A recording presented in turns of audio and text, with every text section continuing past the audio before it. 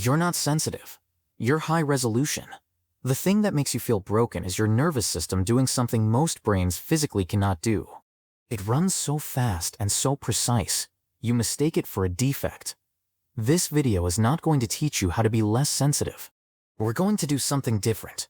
Look at why your nervous system runs at this resolution in the first place, and why every coping technique you've been handed misses the actual mechanism.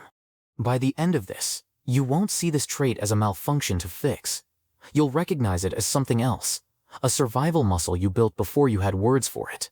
In 2014, neuroscientist Bianca Acevedo at the University of California, Santa Barbara ran an experiment. She put a group of highly sensitive adults into an fMRI scanner and showed them emotionally charged images. What she expected to see was the amygdala, the brain's fear center, light up. That's not what she saw. What she saw was intense activation in the insular cortex and the mirror neuron network. Those two regions are responsible for deep awareness, empathic processing, and the integration of internal and external states. This is not the neural pattern of an anxiety disorder. There's a name for this. Psychologists call it sensory processing sensitivity. Not a disorder, a configuration. Roughly 20% of humans have it. The same neural signature shows up in over 100 species. Evolution kept it on purpose. For you, this means the exhaustion you feel after a normal day is not anxiety.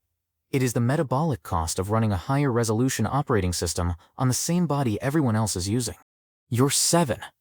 A teacher raises her voice across the room, not at you, at another kid.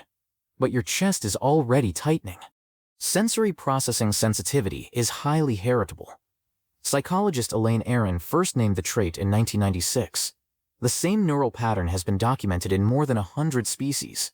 Evolution had millions of years to remove this trait. It didn't. Because it works. It works extremely well.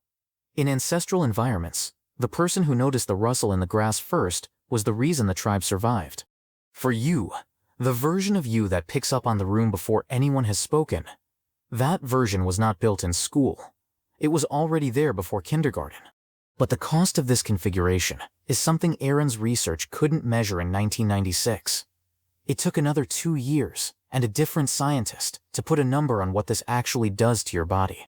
You need a full 2 hours after a social day before you can do anything else. Other people don't. You yourself think this isn't normal.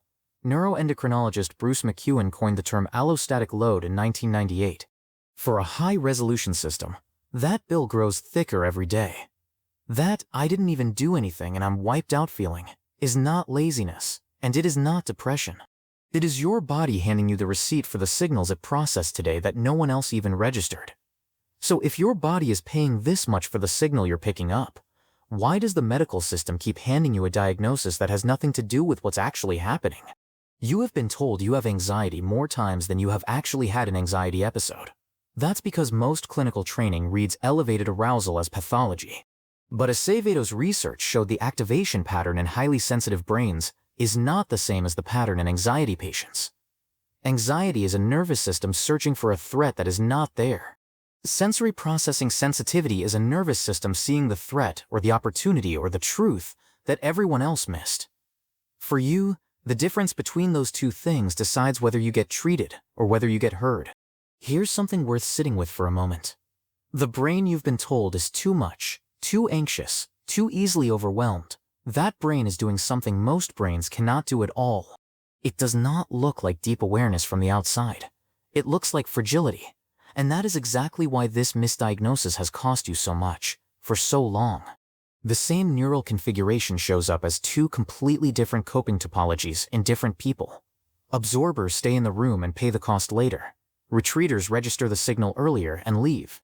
Both groups have the exact same nervous system.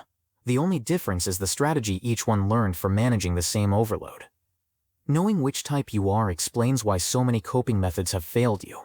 Carl Jung described this temperament in his 1921 work, Psychological Types.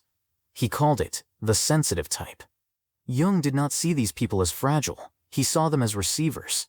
In Jung's frame, every family, every team, every room has one person whose nervous system is doing background processing for everyone else in that room. What that person picks up on is what the group has not yet allowed itself to see. the unnamed resentment inside the household, the dishonesty in the friendship, the obvious exhaustion in the colleague who keeps insisting they are fine. That is why you get accused of being too much. Not because you actually are, because the signal you are picking up is the one the group has collectively decided not to face. Your nervous system is not malfunctioning. It is doing something most nervous systems cannot even register. Permission to stop treating this exhaustion as a personal failure. You've been carrying this since you were 7. You don't have to carry it alone anymore. If this landed differently than you expected, the next video goes one layer deeper. Subscribe. The pattern does not end here.